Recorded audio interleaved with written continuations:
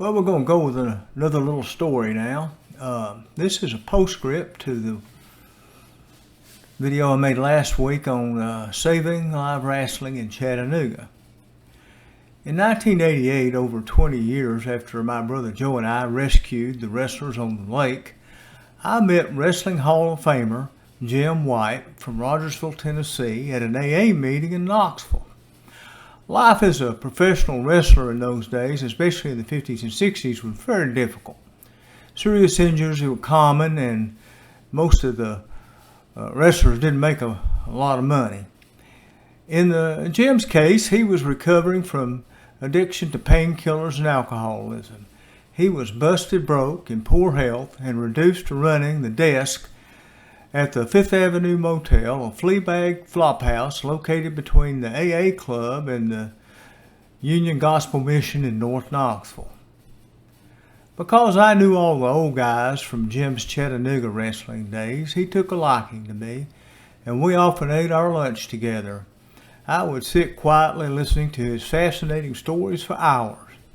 His career had plenty of ups and downs, and although less than 10 years older than me, he certainly seemed much older.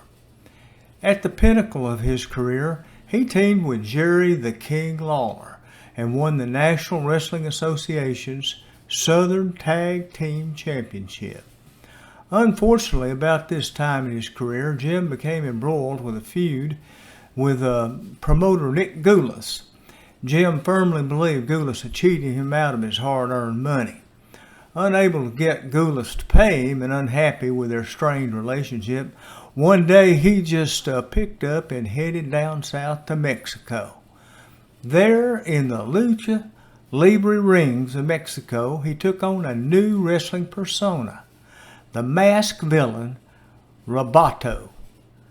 He even dabbled in the world of Mexican wrestling cinemas, mostly in bit parts in rather atrocious low-budget films, before he finally gave up and returned to the United States.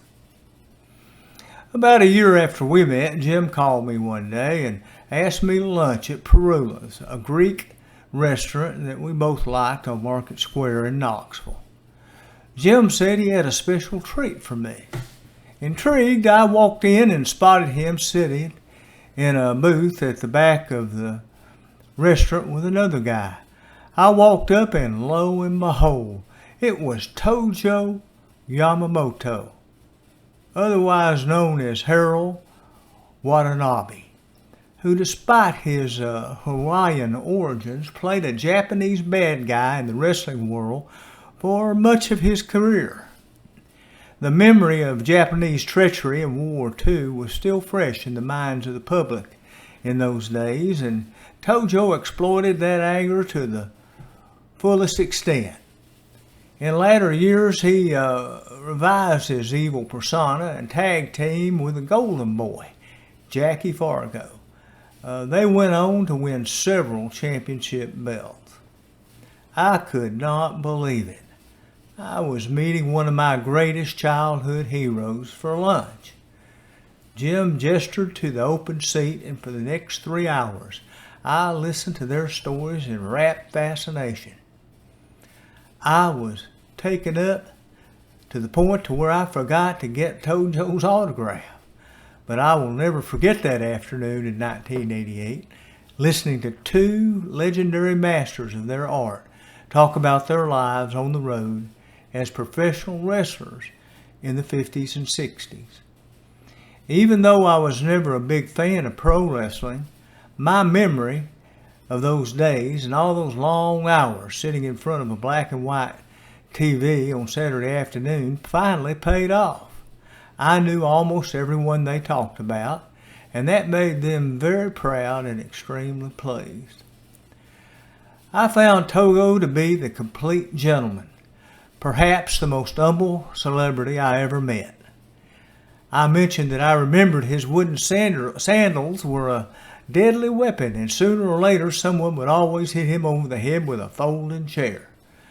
He laughed, and removing his trademark bowler, leaned over, showing me the top of his head. His shaved scalp was a web of scar tissue. He had a reputation as one of the great bleeders in the sport. Jim White and Togo Yamamoto were athletes in the same sense that stuntmen are. Professional wrestling was extremely physical. They made very little money and got paid extra for bleeding, and it was more than real. I was saddened to learn several years later that Tojo ultimately died destitute.